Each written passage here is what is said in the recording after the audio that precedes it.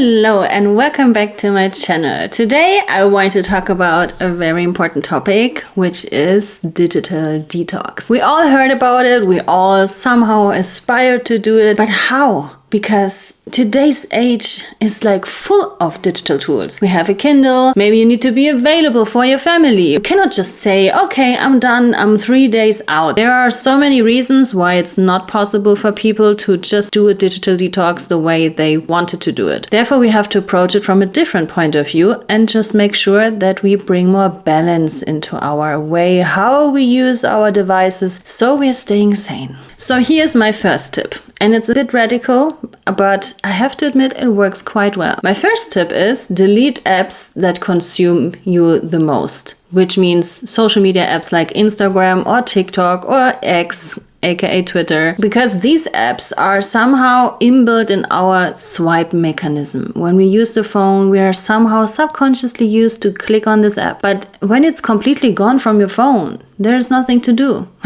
Suddenly you're like, I just catched myself to check it again. So when you delete these, don't be afraid, you can still check on them, but you can use the web browser version of these apps. It's actually less distracting, and there is a little highlight I can present to you. So if you're using the Arc browser, which I'm a big fan of, you can use so-called boosts, which you can create yourself in the Arc browser. Or, for example, in this case, you could use my boost, where I created boost for a no Instagram feed, which means you can only check notifications, messages. You could, of course, still go into the Reel tab. But when you open the website, it's a blank page. There's nothing. You cannot see stories, you cannot see a feed, there's nothing. So you can very consciously choose to check on your messages and notifications and just go out of the app again. Because these apps are built, of course, in a way that they kind of suck you in, so you don't want to leave anymore. So the feed is always distracting, no matter how conscious you are. I mean, I catch myself, but sometimes I realize,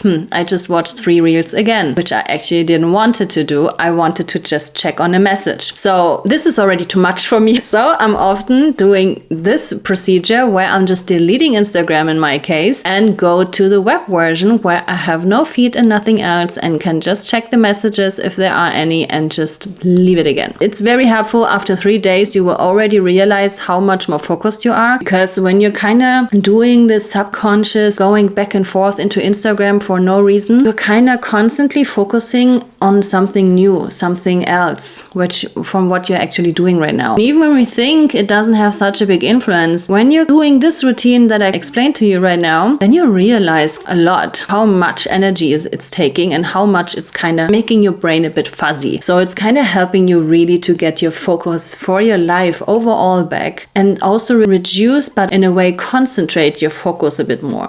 When you want to consciously go through reels, you can still do that. But what is more exhausting is this whole back and forth thing, that you're kind of going in and out, and that you kind of have to go switch, constantly your focus from whatever you're doing right now. And this is kind of taking way more energy, especially brain power, than you think. And you will realize after around 3 days that you have more energy, that you feel clearer, that you overall feel a bit more calm also. If you do not want to go to the extremes as I do, you have an alternative if you're an iPhone user like me. Because on the iPhone, you can go to the settings and go to screen time, and there you can set an app limit. You can then choose the social media apps where you want to reduce your screen time for, let's say 15 minutes a day. And then every time when this limit is reached, then your screen gets blocked. And then you can consciously choose if you want to add another 15 minutes or 1 minute, or just leave the app completely because you just got reminded that you lost yourself again in the app. It's very helpful because it's constantly reminding you that you are over your limits. There are also several apps that kind of provide the same function but make it a little bit more fashionable and add some sweet reminders in a way of you could use this time you're using on social media right now a bit more wisely, maybe a workout